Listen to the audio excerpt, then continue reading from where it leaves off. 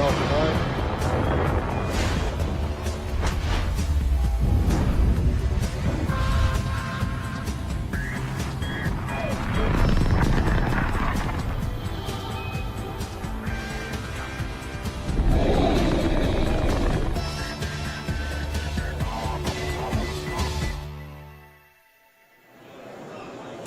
It's June 15th, 2016, at about 2:12 Universal Coordinated Time, or 10:12 Eastern Time. On your screen is a live view of the Falcon 9 launch vehicle beneath a sparkling sapphire sky at Space Launch Complex 40 in Cape Canaveral, Florida. Welcome to the live SpaceX webcast. I'm Michael Hammersley, Materials Engineer for our Avionics Department. I'm standing outside of Mission Control at our headquarters in Hawthorne, California, and launch is about 15 minutes from now at 2:29 Universal Coordinated Time, or 10:29 Eastern Time. We're launching two satellites today. These are the all-electric Eutelsat 117 West B and the ABS-2A satellites. And we're taking them on a geostationary transfer orbit, and they're going to move themselves a little bit higher in altitude to a geostationary orbit. Eutelsat 117 West B will be near South America, and ABS-2A will be near South Asia. We're also hoping to recover the first stage again on this mission, landing it on a drone ship. And we're excited. Let's get started. Good morning from Los Angeles. I'm Kate Tice, Process Improvement Engineer here at SpaceX. And like Michael said, today we are launching for Eutelsat and ABS. So we're going to be talking in a lot of detail about what those payloads are. So I'm going to be filling you in a little bit about what's going on at our launch site. So this is Space Launch Complex 40 in Cape Canaveral, Florida. You may hear us refer to it as SLC or Slick 40 during our webcast. There's a lot that goes on here that you can't really see, one of them being the hold-down clamps here at the bottom of the rocket. This is also where the 9 Merlin engines are located. For those of you that may be tuning in for the first time to our webcast, that's where the fire comes out. Here we have the first stage as well as the interstage. The first stage is what holds our propellants. So we use liquid oxygen, which we may refer to as LOX, as well as liquid kerosene, also known as RP1. Those tanks are here in the first stage. The interstage is what protects the nozzle of the second stage engine, which is right up here. During stage separation, the interstage and the first stage will come back and hopefully land on our drone ship, which is currently located a couple hundred miles off the coast of Florida. And that is, of course, I Still Love You. So those will be coming back down. We'll have more information on that later on as well. Second stage engine and the second stage will be taking the two satellites out to geostationary transfer orbits, and we do that again later on in the webcast. We'll be giving you more details about that. Now, some of the other things that we often get asked about, these towers here, those are lightning towers. Orlando, Cape Canaveral is the lightning capital of the United States, and so we want to make sure that our vehicle is protected from that high amount of energy that may come down. So what is very difficult to see is we've got some wires here connecting those towers as well, and they kind of encapsulate a little bit around the top just to protect that vehicle from all sides. So that's a little bit about what goes on at Cape Canaveral. Good morning. Thank you to those who have got up early on this Pacific coast to watch the lovely launch of Eutelsat and ABS to geostationary transfer orbit. My name is Brian, and I'm one of the automation software engineers here in Hawthorne, California. And today, I want to provide you an overview with two aspects. Number one, the general phasing that most SpaceX launches go through, and then number two, the specific mission for today. So in terms of the general things that we do on launch day, as you just saw on the pad, and as Kate just described, Falcon 9 is essentially two rockets stacked on top of each other. Both of those first lift off from the ground from the propulsion from first stage. At a certain altitude, they separate. First stage then goes back to land, like at the drone ship today, or at the landing zone in other missions, and then second stage continues on to deliver the payload to its desired orbit. That is the primary mission for every single time you see one of these webcasts. It's to get the payload that is sitting within the fairing at the tip of second stage to its intended orbit. Now, what is that specific mission for today? It's to launch a satellite from Eutelsat and ABS, as my co-hosts have mentioned. Now, Eutelsat's model is 117WB. Now, that really stands for the longitude that it's going to, 117 degrees west longitude. This is to provide coverage to the Latin Americas. Remember, geostationary satellites stay above the same regions as Earth rotates. This is Eutelsat 117WB because we launched Eutelsat 117A just 15 months ago. Now, ABS is the other satellite within the fairing. This is 2A, and it will be going to 76 degrees east to provide coverage to portions of Asia and Africa. It's called 2A because we launched ABS-2 15 months ago on the same flight. As with all programs, we'll bring you live footage of liftoff, as well as another attempted landing of the first stage so that we can get that reuse nailed down. Hello, I'm John Innsbrucker, Falcon 9 Principal Integration Engineer. As I've done in the past, I'll be bringing you status updates and webcast commentary throughout the flight from our launch desk here in SpaceX headquarters in Hawthorne, California. Now, as you heard, it's early morning here in Hawthorne, but as you also saw at the start of the webcast, the day shift employees are gathering for the Falcon 9 launch. They're standing in front of our Mission Control Center where they'll be watching the flight along with all of us here on the webcast. Now, currently, we're deep into the launch out of sequence at T-minus 11.5 minutes before launch. This is where the ground computers, assisted with the Falcon 9 flight computers, are doing the final checks of the vehicle and loading propellants. So let's take a look where we are right now in the countdown. Now, the Falcon 9 rolled out to the launch pad at about T-minus 17 hours yesterday. We got out to the pad in plenty of time to allow the spacecraft teams to do spacecraft checkouts. We went vertical, we went through our testing early this morning, and we are currently now loading propellant onto the first and second stage. Now, currently, fuel is already loaded onto the second stage. That is the RP-1 kerosene fuel. And we have just ended loading fuel onto the Falcon 9 first stage. So now we're just down to loading the liquid oxygen onto both the first and the second stages. That's going to continue up until just about the T-minus 2 minute mark. Now, on the spacecraft side, the Eutelsat and the ABS teams, once we got vertical on the pad, they did their checkouts. They've gone from external power to internal power and just verified that they're on internal. All their systems are looking good. The range is ready to support with the tracking and flight safety systems that we need to fly into space today. And the weather's looking good. You can see the blue skies with just some puffy clouds in the background. The upper altitude winds are still looking good. So everything is cooperating right now for a launch in just over 10 minutes.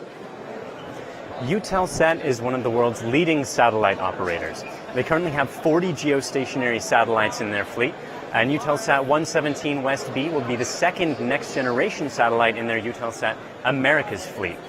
It'll be co-located with Eutelsat 117 West A off the west coast of South America, and this new multi-satellite neighborhood will strengthen the video capacities at that longitude.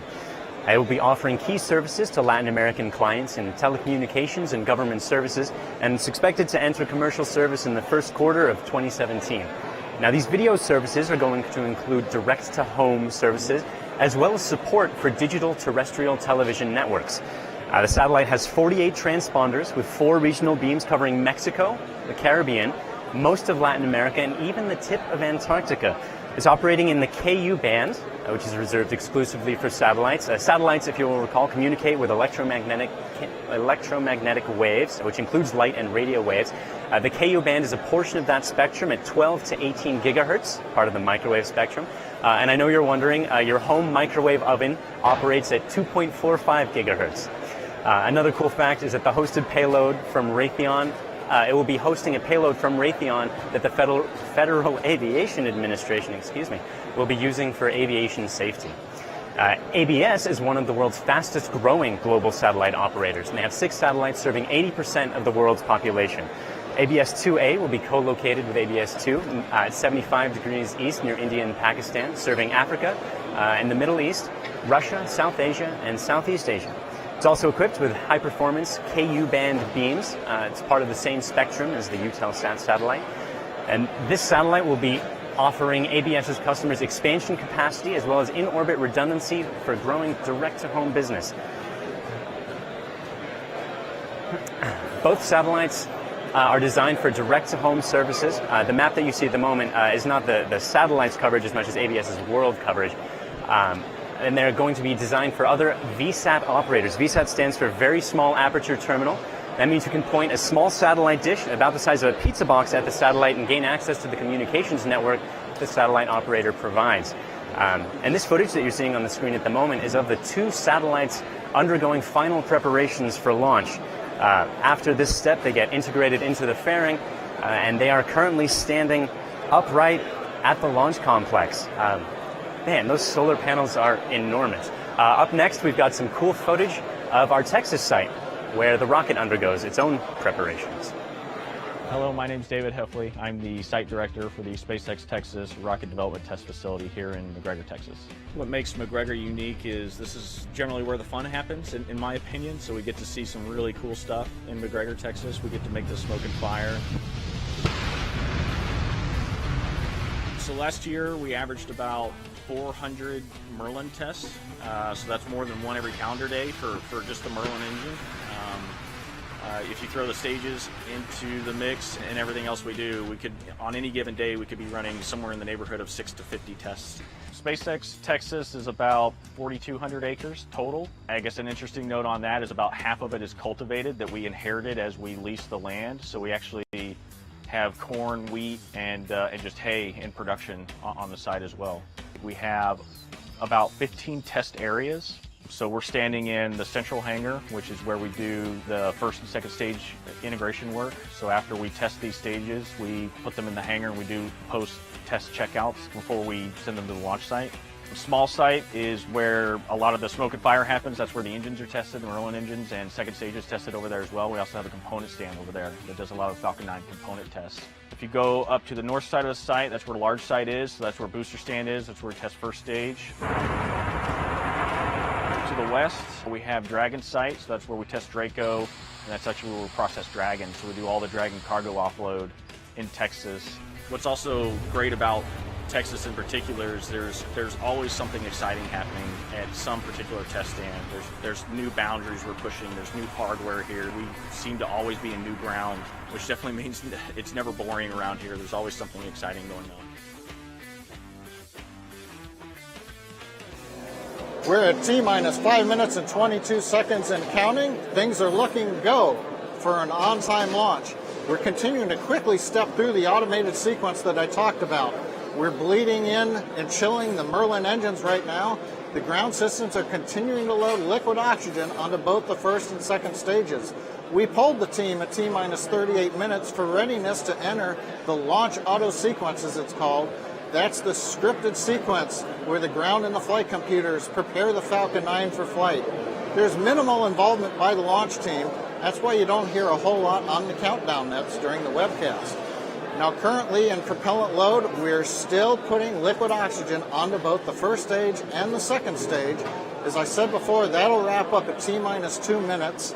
We wait as long as we can to keep the liquid oxygen as cold as possible.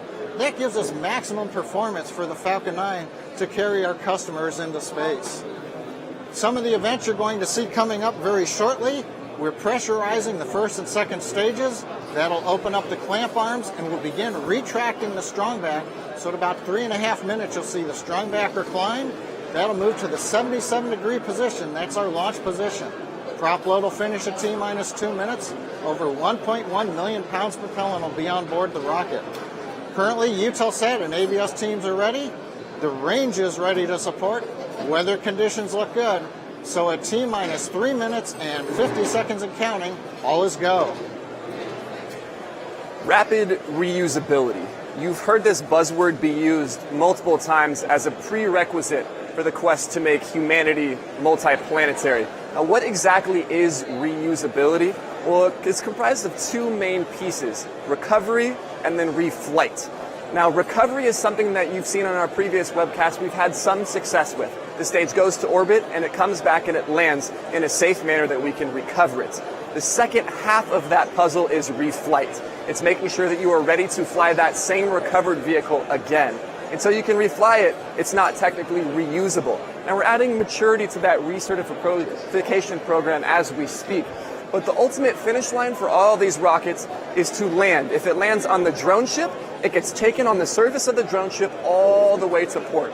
That's what you see on your screen now, in the vertical position. It then gets loaded horizontally onto a truck and taken back to the launch site to be reflown. The exact same thing happens if it lands in a landing zone. It gets put on a truck, as you see, and gets taken to the launch site again.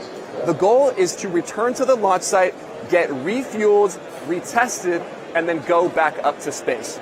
Now, the refueling is a pretty easy part, but the retesting is hard. We want to make sure that the engines, if you remember seeing behind me, they weren't jostled in flight. Nothing was subjected to extreme heat conditions that would cause it to deform in a certain way. That's where automation is key. We need to be able to ensure that the vehicle flies the second time just as safely and just as nominally as the first time. Now, remember, that is a secondary mission. So as we turn our sights back over to the primary mission, before we refly, we must land, and before we land, we must launch. So let's listen into terminal countdown now. T-minus 2 minutes. Stage 2 lock secured for flight. Initializing locks, ground close up.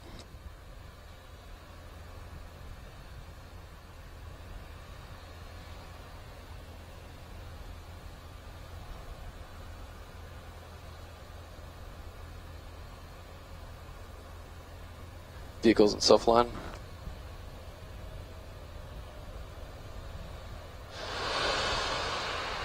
Stage 1, Stage 2 cryo helium secured for flight.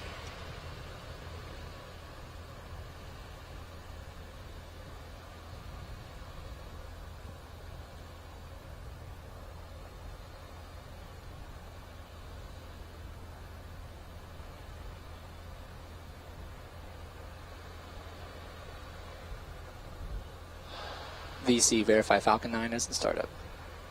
Falcon 9 is in startup. Flight software has control of the vehicle.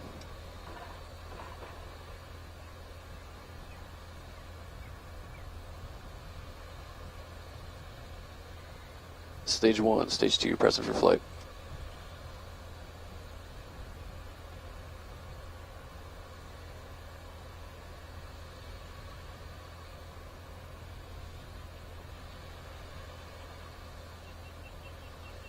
T-minus 30 seconds.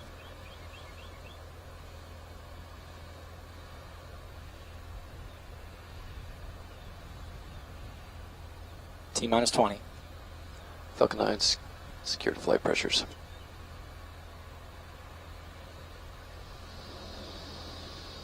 T-minus 10, 9, 8, 7, 6, 5, 4, 3, 2, 1, 0. Liftoff of the Falcon 9.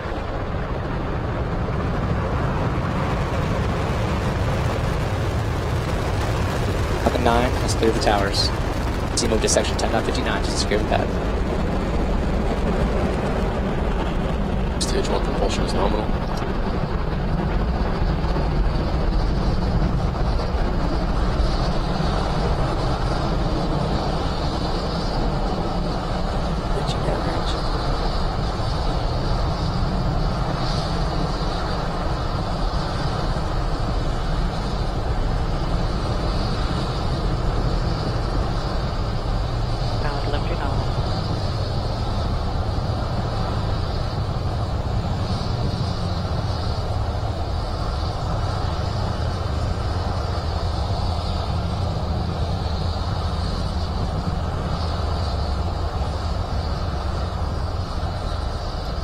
Plus 1 minute into flight. Falcon 9 is heading downrange after lifting off from Space Launch Complex 40 at Cape Canaveral. Currently, the Merlin 1B engines are operating at full power. We're watching the launch from the SpaceX cameras on the ground at Cape Canaveral.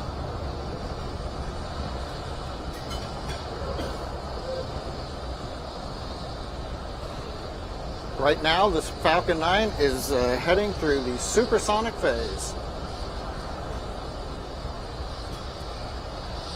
It's a little hazy to see on the webcast as we head out into space. We've gone supersonic. You've also heard the call out, MVAC chill has begun. Just like we do with the first stage engines, we are now chilling in the turbo pump on the upper stage engine to get it ready for ignition, coming up just before T plus 3 minutes. Currently the team is reporting Falcon 9 is operating nominally. Major event coming up in about 30 seconds is shutdown of the 9 Merlin engines.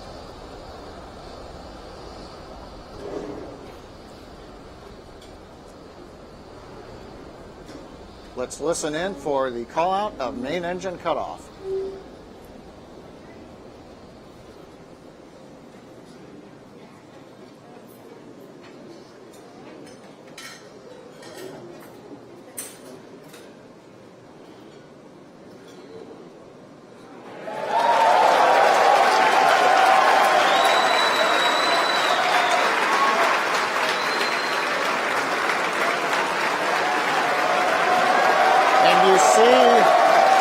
Shutdown, successful stage separation, and the view from the first stage looking at the second stage. The upper stage engine has ignited. We're on our way into the parking orbit. Let's go down to the floor and talk with the team.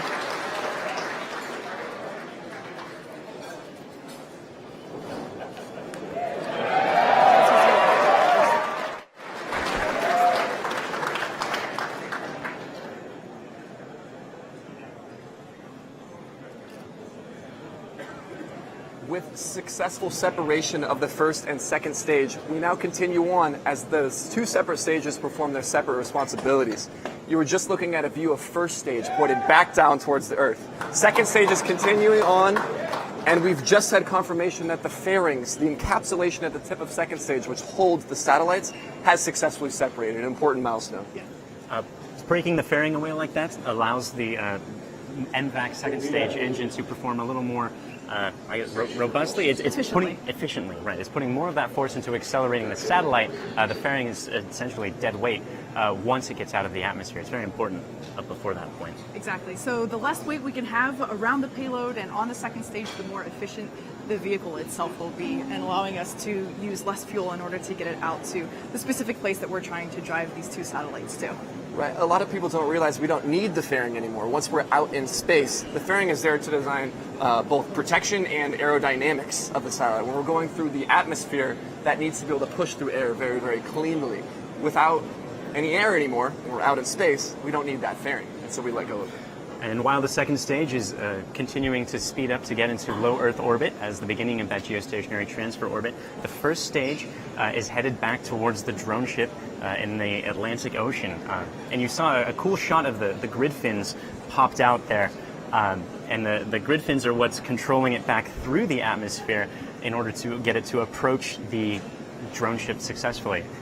There we go. You can see them right there. And those conjoined triangles of success that you see inside of the grid fins are actually just like small airplane wings. They're used to fly the first stage back to the destination of the drone ship that it wants to reach. Yeah, so the grid fins are actually one of the mechanisms that I support in my day job on the manufacturing of those. And the reason why we can't really show them to you in person is because they're really big, right? They're made out of aluminum. And we use about, well, let's see, I'll step in front. So they're about this wide and they're about that long. So they're pretty heavy, they're pretty strong, and they're a lot bigger than what you might anticipate just based on the views that you get from the side of the rocket. Interestingly, they're most useful at hypersonic and at lower velocity speeds. The shape of that sort of crosshatch pattern is such that the shocks that develop from just airflow mean that most of the air around the speed of sound at those sorts of speeds flows around the grid fin, so you actually aren't as efficient in steering the vehicle around the speed of sound. But very high above the speed of sound. You're getting good control, and close to sort of lower in the atmosphere when you're moving slowly, you also have that good control again. And so we're going to transition into the phase where we do the re-entry burn. You'll see these grid fins deploy like little T-Rex arms in a few seconds after the re-entry burn once we're within the atmosphere. Plus 6 minutes and 31 seconds. Everything's looking good as Falcon 9 heads to space. Currently on the trajectory plot, we're headed, as usual, right down the middle of the road between the predicted upper and lower limits projected on the map. We're listening. We've just heard the call out for entry burn startup. This is a 3-burn maneuver that brings the first stage, slows it down to get it ready to come back through the atmosphere. Now, previous flights, we've done a boost back burn. If we were coming back to the Cape, we don't do a boost back burn in this case. We're doing the entry burn. We're waiting to hear the shutdown. And we've got the shutdown. And we'll then listen and wait for the first stage to come back. Meanwhile, the second stage continues to perform nominally as we head into orbit. You can see the glow of the nozzle on the MVAC-D engine. That's our niobium alloy nozzle. That red glow that you see right there on the close-up camera, that indicates temperatures are nominal, a word we like to use here at SpaceX. So at T plus 7 minutes and 42 seconds, everything is go. Okay, so like John I said, the first stage and the inner stage are coming back down. We're waiting for the re-entry burn to begin any moment now. This is the burn that slows the vehicle down enough so that it doesn't burn up upon re-entry, because given that this is a GTO mission, like we've said before, this is a rocket that's coming back in really hot and really fast. Yeah, most mission profiles, we typically have 3 burns. It's boost back, then re-entry, then the landing burn. This one, we don't have a huge lofty perspective. We're going much more flat, so it's just re-entry and landing. We're coming into the landing burn now, and you should be able to see it on your screen. If footage cuts out, we find that the drone ship shakes a lot with that final few seconds as the force from the engines comes down. The landing burn has begun. You can see the drone ship shaking. Looks like our feed may have froze a little bit. Again, intense vibrations from the drone ship due to the rocket landing. Smoke. Smoke clearing. Smoke. I see a vehicle. I see somewhat of a rocket. Move, smoke. Fingers crossed. We don't know. You're seeing what we're seeing right now. It, We should be able to have some conclusive evidence in a second once we reestablish video. you can hear as the footage is coming in and out how everyone's excited. We're unsure of the status of the landing. So we'll provide updates when we know if that first stage landed or not. Once the smoke clears and we have confirmation, we'll be able to say yes, it successfully landed, or no, we simply got more experimental data. So we'll return with that in a moment, but now focus back on the primary mission, which is second stage in orbit. So the animation that you were just seeing on your screen is a good orbit, we're hearing, is what that animation is showing. You can see where the second stage is in relation to the Earth and how it's continuing. You're hearing the crowd react to that jumping footage of the first stage on the drone ship. We don't know yet, just like you guys don't either. But again, the focus is the second stage, and it continues on in low Earth orbit to take us to that geostationary transfer orbit. Unfortunately, there's no Wi-Fi out in the middle of the ocean yet. So we are unable to get that clear picture as we had hoped. This is unfortunately a result of the circumstances that we have, but we will be sure to update you on that as soon as possible. And we'll stay on for a second just in case we hear of any conclusion on the first stage. But the sequence of events as we continue on, we'll go through the coast period. That's what we're entering now for second stage. There's no burn happening. We are coasting to a specific spot to get to that point in, I believe it's at apogee, where we burn, no, it's at perigee, where we burn again so that we can reach us to the final highest apogee of 360,000 kilometers or so. 36,000 kilometers. 36,000. Okay, so with that, like we said before, we're unsure of the status of the first stage, as well as everyone else, as you can hear behind us at the moment, but we'll be sure to update you when we can. We're going to go into a break for just a moment while we enter the coast phase. We will return as we get closer to the second stage startup, as well as the double payload deployments, so be sure to stick with us.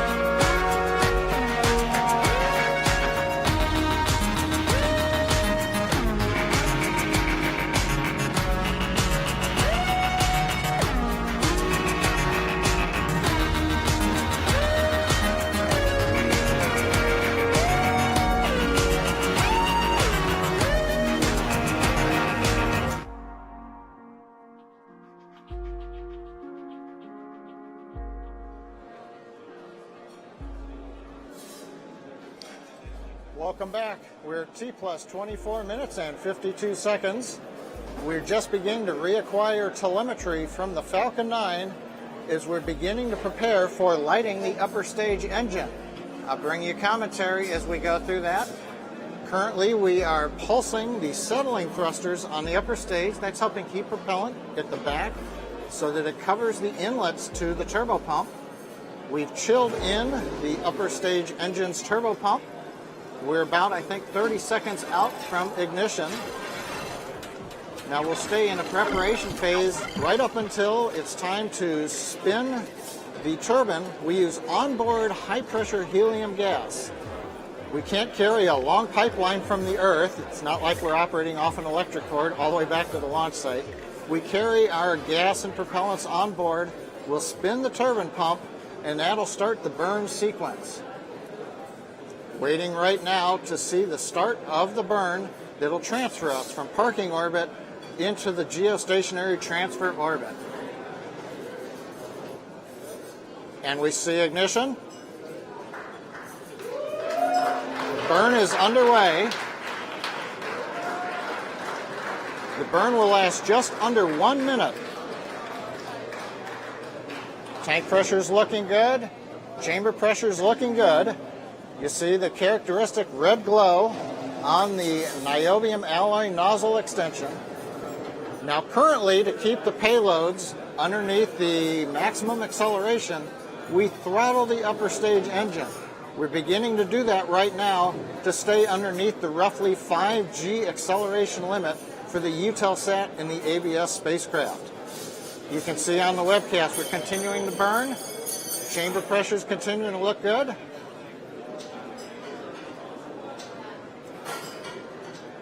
And we're into the shutdown phase. And we have engine shutdown. We'll give a minute here, let the stage settle out. I'll go take a look at the orbit and see how we are.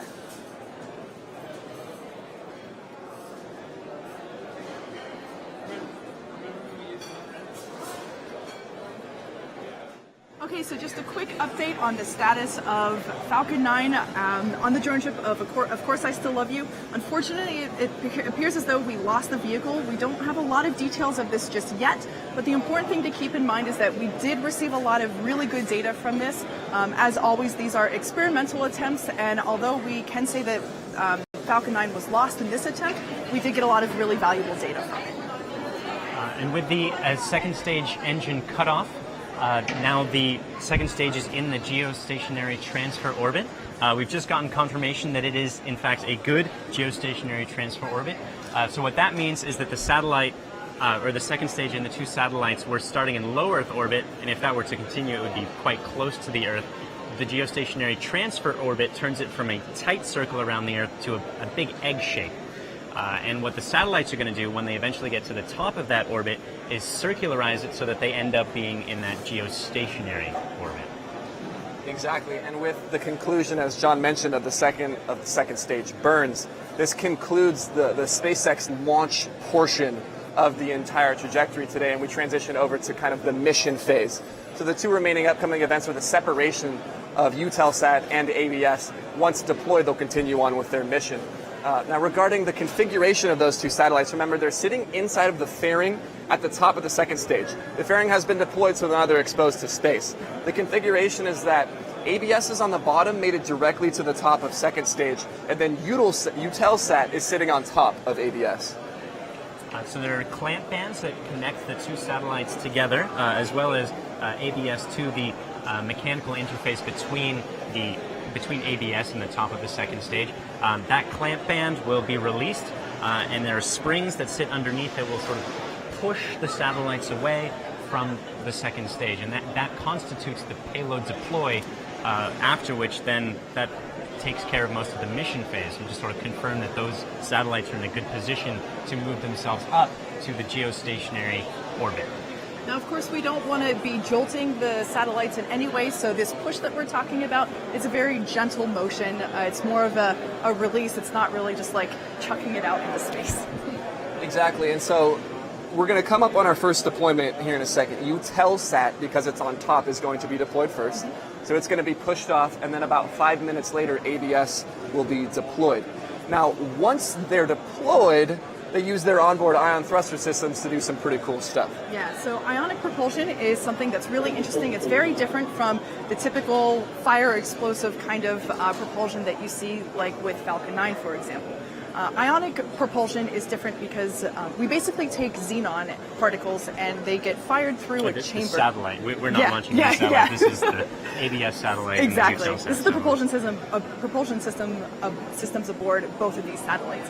And essentially, we take xenon gas and we fire those. The satellites are firing those particles through a chamber, and we should be coming up on satellite deploy in any minute, any second here. Provide you live video. The Eutelsat deploy is when we're going over ground station coverage on the cusp of a few different ground stations. So if we don't have perfect video, that is the reason. But Eutelsat was confirmed to be deployed successfully. So we'll bring you visualization of that as soon as we can, but like Brian said, the video feed is a little tricky at this point. So back to ionic propulsion. So we're basically taking xenon particles, we're firing electrons at those atoms, and by doing so, they become positively charged. This makes them an ion, hence the name ionic propulsion. These ionized particles, atoms, are then going through what is a magnetic grate, essentially. So because they're positively charged, they're going through a grate that one has a negative side, one has a positive side. They get acceleration from that. They basically bust out the back, and that is what provides force to the engine itself. So the acceleration for this type of propulsion is on the slower side. In fact, the amount of force that is given off by this type of propulsion is about the same force that a piece of paper gives on your hand as you hold it. So it's really good for propulsion out in space where you don't have friction, you don't have a whole lot of gravity pulling against the payload itself. So this is a good form of propulsion for these particular satellites. It's also extremely mass efficient, and because mass is so critical on a satellite, you can afford to launch more communication services, which is really the whole premise of what the satellite's doing, if you have a more mass-efficient propulsion system like the ion system is. Exactly. So after a few moments of a health check on Eutelsat, it will begin to fire up and start using that propulsion system to slowly get itself to its final geostationary orbit. ABS will do the same after deployments in a few moments. So, Kate, you'd mentioned that the final release is quite soft. There are a lot of environments for the satellites during the actual ascent phases that can be fairly strong. And if you're curious to see exactly what those environments are, we have a payload user's guide that we share with our customers when we're doing launches to make sure that the satellite and the rocket are compatible in terms of the environments that are getting transferred from the one to the other. That payload user's guide is at spacex.com/Falcon9 if you are curious to see some of those nitty-gritty details. It includes things like the power requirements prior to launch, like how we're actually keeping the satellite powered up before it switches over to its own internal power. It also includes the shock loads from the large mechanical events that are occurring during ascent, including all the engine starts, the engine shutoffs, the separation events, max Q. Each of those sends a quick pulse of energy through the vehicle, some of which, if it were to get transferred too strongly to the satellite, could potentially damage it. We make sure that that does not occur by communicating those specific requirements to and from our customers. So just a quick recap in case if you're just joining us, we had a great ascent of Falcon 9 and a great stage separation. First stage and the inner stage returned back to, of course, I Still Love You, our drone ship off the coast of Florida. Unfortunately, we lost the vehicle in that landing. However, second stage, as you can see, is performing nominally. We had a confirmation of good separation of Eutelsat, and right now we're just waiting on the second deployment for ABS. Speaking of some of that device sensitivity that you're mentioning that we have to satisfy requirements for, these satellites have all sorts of suites of sensors on board to perform different duties that need to be safe throughout the launch process. Some of those include star trackers, sun sensors, GPS positioners, things that tell the vehicle where it is, how it's positioned, so that it knows how to get to its final destination and knows what orientation to be in when it does exert some thrust from that ion at the back. And so those sensors and those suites need to stay safe throughout the launch process so that they can be used right now as they are to get us to our final position. And in particular, they need to also stay clean. Staying clean is a big part of staying safe. for those sensors. You can imagine if you're trying to look through a telescope and it's just got some smudge on it, you're not going to be able to see what you're looking at. Same thing happens for the satellites. And so inside of the fairing during ascent, we make sure that the satellite environment within the fairing is very carefully controlled. We're actually filling it with dry nitrogen to drop the relative humidity. And we always make sure that we maintain positive pressure within the fairing so as not to pull in uncontrolled atmosphere during ascent. If you have condensation that forms, it can carry bits of smudge that would affect some of these sensors. We're about 15 seconds away from that second satellite deploy event. We'll hopefully have good live footage of that. Have good ground coverage for this one. So there you see the second satellite. We've got some cheers in the background. There's the visual confirmation. Oh, what a beautiful shot. That's like Wow. a film right there. That's gorgeous. It's surreal to see, but that's the ring of the Earth as a satellite is deployed away from it. It's still fantastic to see every time. I just got chills. So it turns out that's most of our stuff done. We need to confirm that the satellites are headed safely to geostationary orbit. But we had a successful launch. We did not have a successful landing, unfortunately. Again, this is all experimental. And we're very excited for the day when it becomes regular, but we're not quite there yet. And we've had 2 successful payload deploy events. So again, that just about closes it up for SpaceX. And best of luck to ABS and Eutelsat for continuing their ascent to geostationary orbit. So at this time, we would like to thank our customers, ABS as well and Eutelsat, as well as the range and, of course, the whole SpaceX team, and you guys, the viewers. Be sure to check us out on our website, www.spacex.com. But we also got some other cool stuff going on Facebook, Instagram. I love our Instagram page. It's fantastic. As well as YouTube and Twitter. On a final note, our hearts go out to all the victims, their families and friends who are suffering from this week's horrific tragedy in Orlando. From all of us at SpaceX, our thoughts and prayers are with you, and to those who are still recovering, we offer our best wishes for a full recovery.